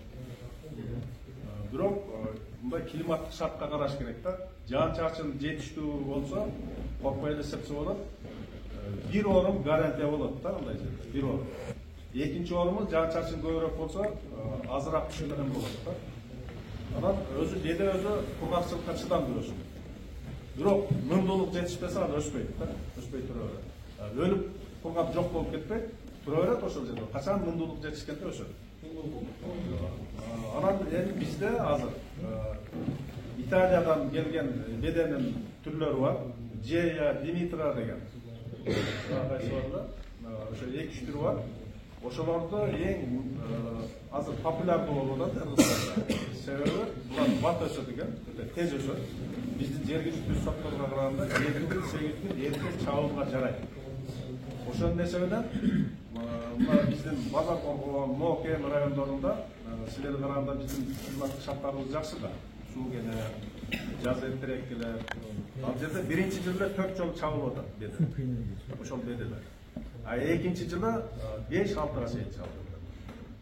Түшүмдүүлүгү аябай жогору, тез өсөт. Мына биз мурда жылы биз атайын ошол эксперимент кылып бир талаага эктегеле бир дыйкан талаасында. 8 март күнү барып биз видео обзор кылдык. Ошол жерде беделин өсүмү 18-20 сантиметр ошо жея өсүп калган да. Ал эми жергиликтүү беделер ошо 3-4 сантиметр. Ошондой бедеден кайракы жан чачын жакшыраак жай турган жерлерге кетсе, балким 2 болуп калат. Бирок баасы кымбат. 650 сом. Менде суроо бар да. Жан, кичине бизде бир дарактарыбыз жүрөт. Ким айтканда кетмен саптай болуп калды да. Ошонун арасына кичине трактордон алып берсеңиздер болобу кандай? Эми болот, эгерде суроо талап көп болсо, биз бекер алып бербейбиз, алып келип сиздерге сатабыз да. Жок, эми шону айтам да, арзан Кытайдын өзүнөнбү, заводунанбы? Кытайдын иштеген көргөн былтырдан баштап жакшы аракеттер болду. Келечекте балким эгерде ошо мини тракторлор керек десеңиздер, силерден заявка көбүрөөк болсо, сөз түрдө оңой эле чечсе болот да. Самый главный силерден суроо талап болуш керек. Анан биз жеткирүүгө аракет кылабыз. Биздин жер эң кургакчыл жер да. Суу жок. Бадам тиктеп атасыздар, бадам бир эмес көчөттү канча сом. Анан 1 гектарга канча көчөт кетет. Ошол нерсе. Бул кача иш экен бул суроо. Акеме суроолор түгөлгөн болсо мен жооп берем. Сиздер биринчи акеме суроо. Мага тиешелүү суроолор болсо бериңер. Жия беде быйыл ана Карасуу базарынан Бишкекке эле сатылды. Биздин электе дисин издеп келип заказ сыңарап келебиз деп, алар алып келгенден кийин дагы Бишкекке коюп сатат да. 600-650 Карасуу базарында сатылды ана Бишкекте. Şu bir жакшы байтүчүн мемесиге постоянно койдуруп саттырсаңыз. Şu жия деген беде урукту. Эми бирөө көбүрөөк алат, бирөө азыраак алат, бирөө пулга жараша алат дагынан издеп келсең, алыстан келесиң 80 километрден. Урук жок дейт, кайра 5 сом расказ кылып кайтып кетесиң.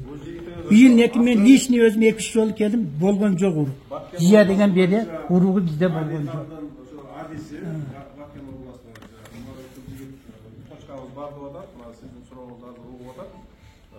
Anan özübüzdün ele şu meme bedebizden yegip koyduk. Şu kara baltanıkı memeniki. Kara urukta bedevizir. Yüzün boyunca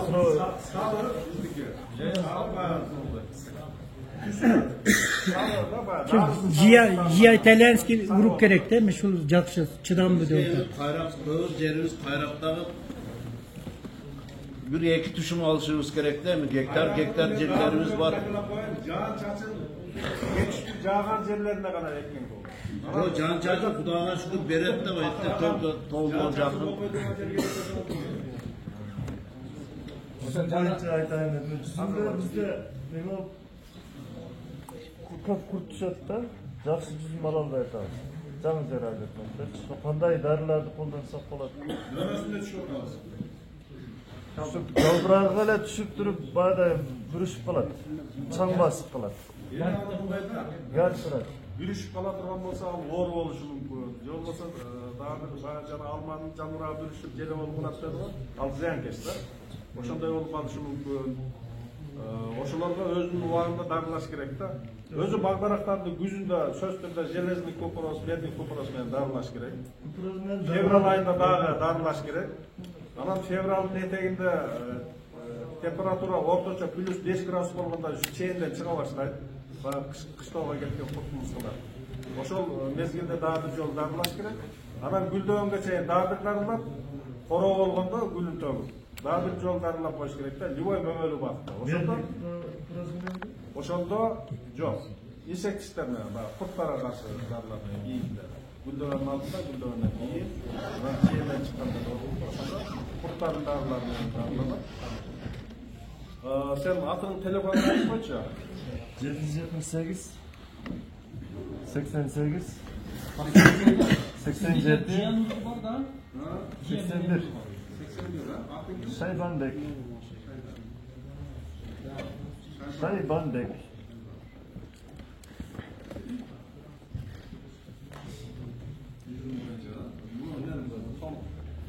İyi malumat verelim. Dagı?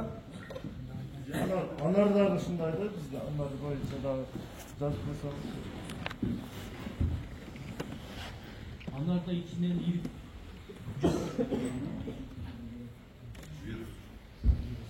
Көп жыл болды. 15 жыл болып кетті. Мен мына бизнес орнында да biz aslında şapkalı жақсы болады. Ошоған кандай дарылар менен дарылаш керек? Качан шуга бир кичине мен берип коём. Şapdallarını бүрүшүп, ошол эң оорулардын алдын алуучу каражаттар темир купороsu, железный купороsu. Анан медный купорос. Медный. Башка далпараңда келчелер, дарапараңда көчө ветеринарный аптекаларда сатат аны көкташта. Ошонун экөөнү күзүндө дарактар уйкуга кеткенде 3% угун чачыш керек. Андан ашырбаш керек 3%. Эгер андан ашып кетсе күйгүзөт, кабыктарын күйгүзбөт, жаңы бутактарын күйгүзбөт. Анан февраль айында дагы бир жолу ошондорду дарылаш керек. Анан дагы оорунун алдын аламын, оору болбосун десеңиз, жалбырактары чыккандан кийин жаз келгенде 1% угун дагы бир жолу, эки жолу дарылап коюш керек. Şerde bir nesine көңүл болуш керек. 1% болгондо бул 10 литр суга 100 грамм көкташта. Эгерде ошо 100 граммдан кичине ашып кетсе, ал жалбырактарды да күйгүзүп салат. Ошон үчүн таразага тартканда баягы аптечный таразалар же болбосо кичинекей баягы 1 килограмм, 2 килограмм, жарым килограмм көрсөтөт турган таразага тартыш керек. Бөмө байлагандан кийин бир жолу, эки жолу 1% угулуп дарылап койсоңуз, ошол оорулардын алдын алган болосуз. Анан ооруп калса түрдүү фунгустар бар. Касималды коюш керек. Аны коюш үчүн мындай. Ошол курт-мускулардын жашоо циклы бар да, ар бир курттун өзүнчө жашоо мөөнөтү бар. Мисалы үчүн кээ бир курт-мускулар тукумдан чыккандан кайра көпөлөк болуп, кайра жарымына чейин 30 күн убакыт өтөт. Кээ бирөөсү 25 күн өтөт, кээ бирөөсү 20. Ошол сиздин багыңызда кайсы курттар көбүрөөк зыян кылып атат, ошол куртту таанып, ошонун жашоо циклин үйрөнүп алсаңыз, каршы күрөшүүгө оңой болот да. Качан сенден чыгат, анан жумурткалайт, жумурткасынан канча күндө курт чыгат, курт канча күн жашап туруп, куурчакчы болуп топуракка кирип, кайра чымын болуп же көпөлөк болуп учуп чыгат. Жашоо цикли ошол. Ошону жумурткалаган мезгилин так билип алыш керек. Жумурткадан канча күндө курт чыгат, ошону так билип алыш керек. Ошол маалда жумурткасына трикограмманы, куртуна габробраконду коюп башташ. Аны койгондон кийин химикаттар колдонулбайт. Ошо химикатты колдонбош үчүн биологиялык метод менен каршы күрөшүү деп атпайбы? Эффект аябай жогору. Канча убакытка чейин жашайт? Бир сезонду, 2 сезон. Мисалы үчүн трикограмма где-то 15-17 күн жашайт. Габробракон где-то 20 күн тегеренде жашайт. 24 күн жашайт. Да. Жумуртка коюп деп атпайсызбы ошону? Кайра жумурткасын чыгарат? Чыгат. Ошо жумурткага тукумун коюп коет, ошол жерден жаңылар чыгат. Бизде бар деги өлөт, кайра дагы жаздайт. Сонун жакшы суроо болду. Мына кайрак жерлер силерде негизинен кайрак жерлер экен да. Биз мындай түшүнөбүз да, удобрениени жерге чачтык, мын болду, эриди, уже сразу өсүмдүк ала берет деп ойлойбуз да. Андай эмес да, мындай эрде процесстерди карап көрө турган болсок, мен жөнөкөй элестирүүнү айтайын. Топуракта бактериялар, микробтор, майда курумскалар, шөл жанга чейинкилер, баардыгы микроорганизмдер деп аталат да. Мисалы бир чымчым топуракты алып туруп, ошону микроскоптон өткөрө турган болсок, миллиарддан ашык бактерия, микробтор бар да. Основной ошолор биз берген жер сеңгичтерди өзүнүн тегирменинен өткөрүп туруп, мындай жөнөкөй тил менен айтып атам да силерге ушунтуу болсун. Тегирменинен өткөрүп туруп, анан өсүмдүк ала турган абалга жеткирип берет да. Анан өсүмдүк ошону алат. Ошол бактерия, микробтор биздин кайрак жерлерибизде, топурактарда аз бар, сугат жерлери бар. Мисалы үчүн кайрак жерлерге 300 кг жана айттым го, 300 кг чейин селтире берет. Ал 150 кг бесполезно эле да. Пайдасыз. Ал же буланып кетет, же болбосо башка туздар айдалат. Ошону кайрак жерлерге максимум 150 кг эле беришиңер керек. Максимум селтире берет. Анан фосфор аралашкан жерсемистердин силердин кайрак жерлерге эң жакшысы амофос.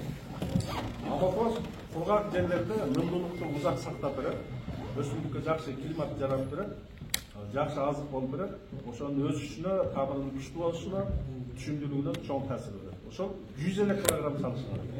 Андан аштын кереги жок. Текел акчаны коюш. Бизде жаңы жерде ушу июнда бир сезон болот, чегитке чыгат. Бүт жок каптап кетет да. Анан кээ бир мүмкүнчүлүгү бар дарылайт. Мүмкүнчүлүгү жокто дарылай калат дагы биздин дарылаган жерге кийинкилер дагы өтүп кетет. Бедебизди жеп коет, өрүгүбүздү жеп коет. Чегитке боюнча биз эч нерсе бере албайбыз. Чегитке атайын ар бир райондо организация бар.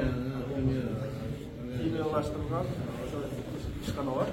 Ошолорго кайрыласыздар, мына айыл чарба департаментине кайрылсаңыздар, булар толгойлор менен иштеп барып, сөзсүздү убагында барып карап турат. Мамлекет атайын чегитке каршы атайын каражат бөлөт. Кайтарымсыз каражат бөлөт. Атайын мамлекеттик бюджеттен ар жылы чегитке каршы акча карап коюп, ошону силерден ошону защита расстояниеңер иштеш керек. Ошого кайрыласыздар. Беде таласында суунун узак жатып калышын каалабайт да. Ошон үчүн беде талаларыңарда түз жерлер болсо, огарыңардын арасы баягы суу тараган огарыктар болот. Ошолордун аралыгы жакын болуш керек да. Ошого негизи мен турайын деген 10 саат да беде таласында суунун турушу 10 саат. Эгерде андан артып кете турган болсо, беденин тамыры сууга тумчугат дагы, анан орунга чалдыгып туруп, акырында менен билинбестен суу иле берет бедеңиз. Рахмат ага. 2 жылда беде такыр жок болуп калышы мүмкүн, чөбөлө калышы. Ошого жаңы уруктарда каяка кайрылабыз, кимдерге кайрылабыз? Ошон үчүн беде талааларыңарды сугарганда өтө эhtiyat менен сугарыш керек. Кыска убакытта сугарганга аракет кылыш керек, бирок сууга тандырып сугарыш керек. Едеге баягыдай майдалап чегилбейт. Сууну жапырып эле бастырып, катып айдап сугарыш керек. Кыска убакытта. Ошондо бедеңердин өмүрү 8 жыл 10 жылга чейин болот. Ал эми туура эмес сугарсаңыз 2 жылда беден жок болот. Мисалы үчүн силерде кандай билбейм, бизде талалар өтө енет да. Анан узунунан бөлүнгөн 1 километр, 2 километрге чейин талалар бар. Эни болсо бир трактор жолдо эндейт. Ошондой жерлерге дагы башынан этегилесе сууну айдап коюп жата берет да бейкандар. Ошондой жерлерде беден такыр болбойт. Силерде деле кандай билбеймин? Ошондой узун талаага сууну айдабаш керек беле. Кыска бөлүп сугарыш. Биздин жерлерибиз сулуу жер кыска. Анан жайында саратан киргенден кийин күндүзү сугарбаган аракет колдон келишинче салкын мезгилде сугарыш. Анан экинчи суроомго баягы мини тракторлор боюнча да биз аябай техникага муктажбыз. Ошо мини тракторлор болсо өзүбүздүн Болду, мен белгилеп алдым. Биз жетекчиликке силердин суроо талаптарды жеткиребиз. Балким ошо мини трактор менен дагы мындай көбүрөөк суроо талап боло турган болсо ишке карашыбыз. Азыр 200 жылдан бeri кулпунай өстүрүү ыкмасына өттүк. Азыр түсүмүнү жакшыраак берип атат. Камчылатып сугаруу ыкмасы малинага өтүш керек. Мен суроо мына ошол убакыттар акырганбыз, ошол жерде турпактарыбызды анализ кылып, не жетишпейт, не коет, ошону 1 килограммдан же бир нерсе кылып сиздерге жөнөтсөк, ошого жооп бере аласыздарбы деген ой. Бизде мисалы, же Бишкекке же башка жака каяк 1 килограмм акел берсек, сонун анализин мисалы биз адамда эле нерсе да болор. Шаптоол жейт, өрүк жейт, нан жейт дегендей олорго эми ушу кандай биздин турпагыбыз же начарбы кандай экенин шуну бир анализдеп берсеңиздер деген ой. Мына ошол дыйканчылыкты жакшы кылыш үчүн эң туура суроо берип атасыз. Топурагыңыздын абалын билип алсаңыз өтө жакшы да, ошого жараша сиз органикалык, минералдык жетишсеңиздерди ошого жараша бересиз дагы. Ошондой жакшы түшүп алганга өбөлгө болот да. Силерге эң жакыны мен азыр эле адресин берип коеюн. Почта бар. Кашкар кыштакта бар.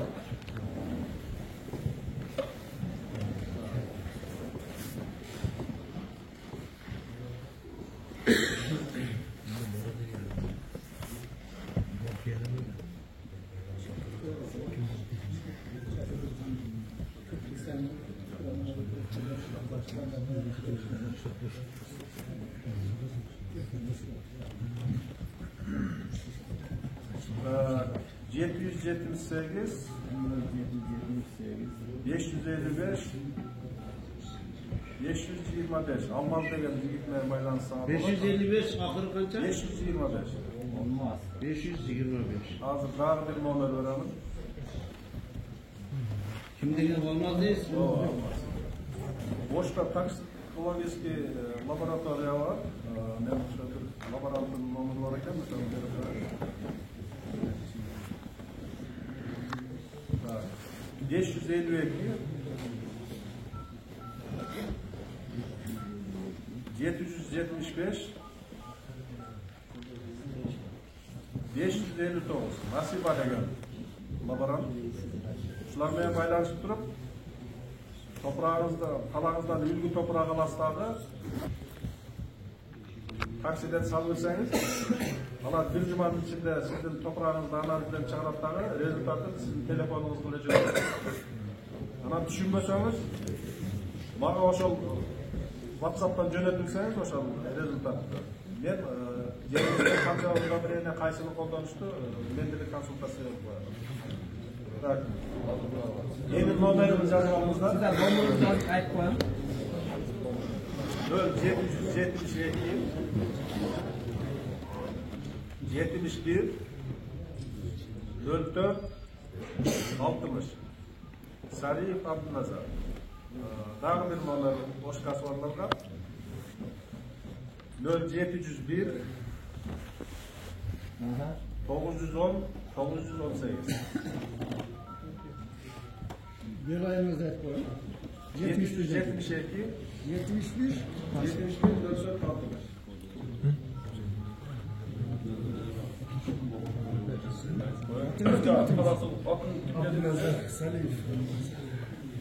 Ötüva, karasında.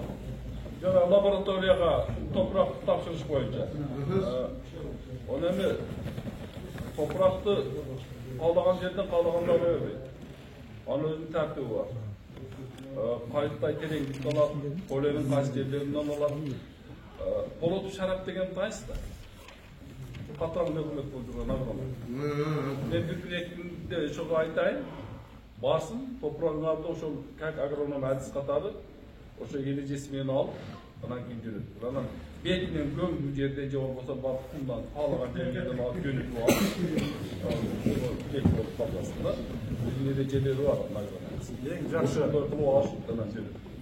Қайын адис барбай қалса, өте жақсы. Енді адис барбай қалса, сіз аны күтпей ала тұрған болсаңыз, мен кішкене түсіндіріп қояйын, мына сен болса, мындай қиғашынан алсаңыз болады. Мындай қиғашынан алсаңыз болады.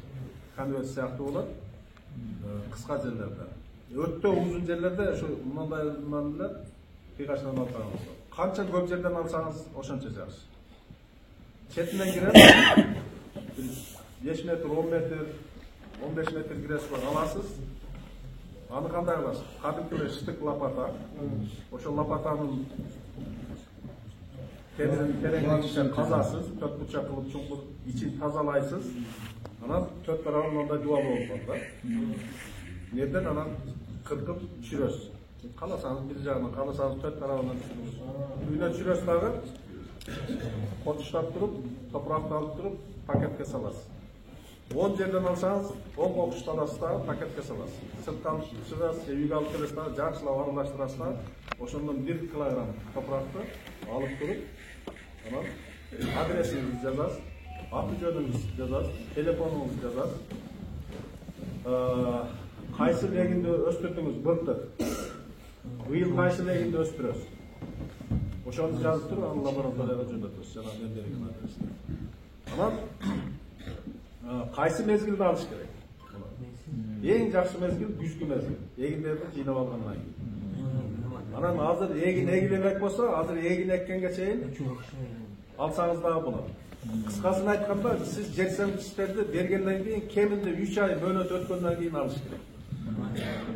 Себеби жер сенбитишти берип туруп эле ала турган болсоңуз, анда сиздин результатыңыз так болбой калат. Ошон үчүн ошо күзүндө же болбосо эрте жазда алып туруп жөнөтсөңүз болот. Түшүнүктүү ба?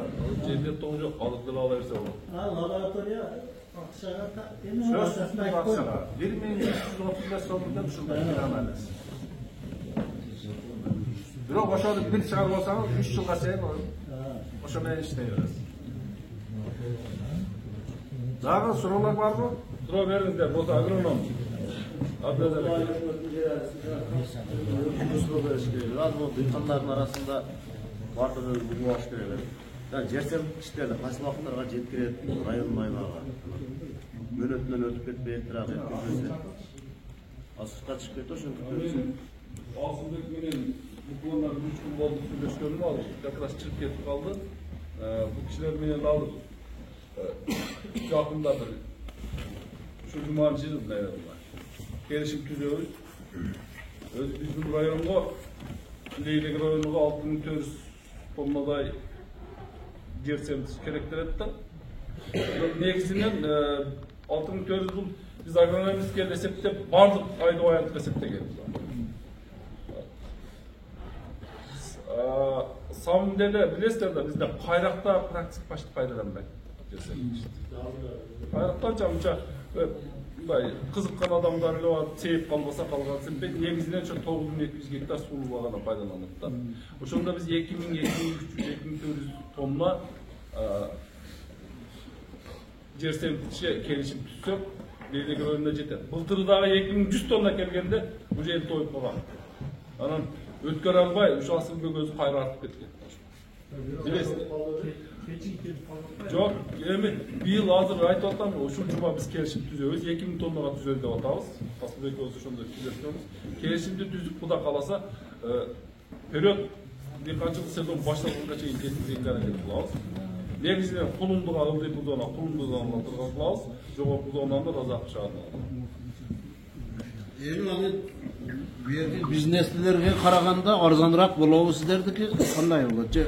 Бағасы бойынша. Білесіздер, жер Қырғызстандан шығарылбайды.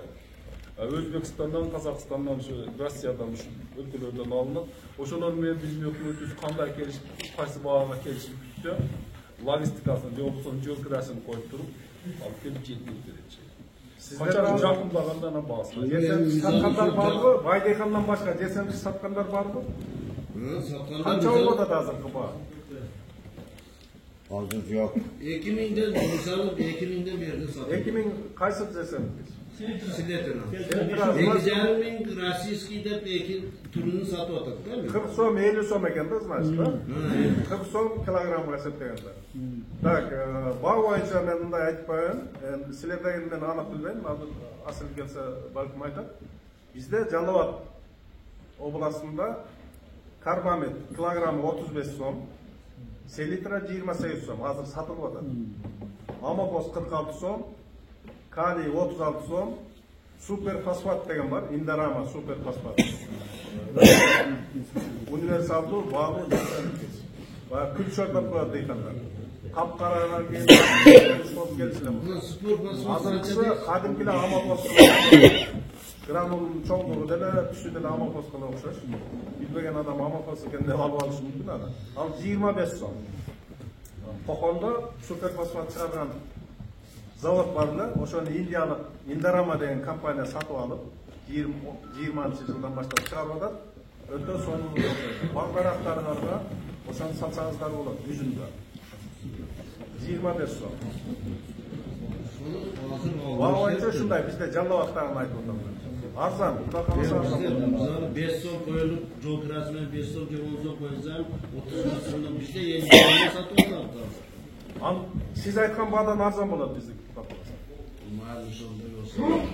Былтыр билесиз, сомдон баштап 36 сомго чейин жеткирип бергенбиз. Бүйүк деле ошо төлөп болсо керек. Asıl Özdağ'a gelip kaldı. Asıl Özdağ'a geldi. Çok gelen siletlerimiz eden aile hükümetlerine bölünüyor. Biz Leylek aile hükümetinden ben siletler geldiği ve işitmemiz.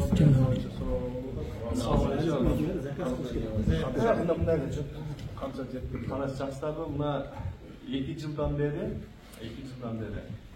удобренияны Баткен обласында базар бағасынан 4 сом, 6 сомға чейин арзан беріп атабыз да.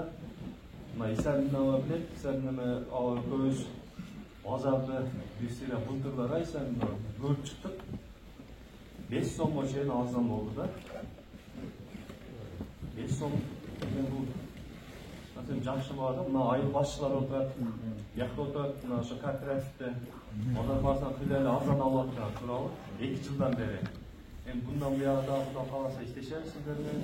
Заявкаңыздар болсо берсеңиздер, мен жакында бир 10 күндүн ичинде дагы бир айламча келип 2 жылдан бери ушул келип эметип атабыз. Заявка берип ким бергендерге арзан алынып атат да. Базар баасынан кыйла арзан. 4 сом, 6 сом арзан. Еще бул доставкасы менен болуп атат да, ошол айылганча. Кыргызстандын капчыгына өтө чоң пайда болот. Азыркыдан демесеңиздер болот. Бияк чаңын жерде такпет 200 гектар ашып иштетебиз туурабы? Элге былтыр жакшы эле жардам бердиңиздер. Сиздердин иштегендерге. Айыл башчылар бар. Bazar basından kaçar mıydı? 8 som arzan oldu bazardan. Bravo. Sizler de bilirsiniz. 8 som arzan oldu. Anam C-selip işte problemi olmuyor. Aydıklardan gruppalar var. Her bir rayonda, her bir ayılda olmasa da her bir rayon boyunca gruppalar var. Oşol gruppaga sizler de kaptatıp koyarlar. Анан ошол жерден сиздер ошо кайсы удобрение керек айтсаңыздар, асыл ошодон жол берип турат. Анан палан күнү барат деп айтып да турат. Но ошо группага сөз катталып коюңуздар. Группасын деп өзүнүн телефон номерин берсин. Мага да суроолор болсо ошол группада айтып турсаңыздар болот. Эми туугандарым, ыраазы болуңуздар. Ыраазы болсун. Капатчылык жок, келген адамдарыңыздарга ыраазы болуңуздар. Rahmat. Sizlerge ham rahmat. Esnelikler bitta suratga tushirib, o'shan bilan taraysiz. Bag'dod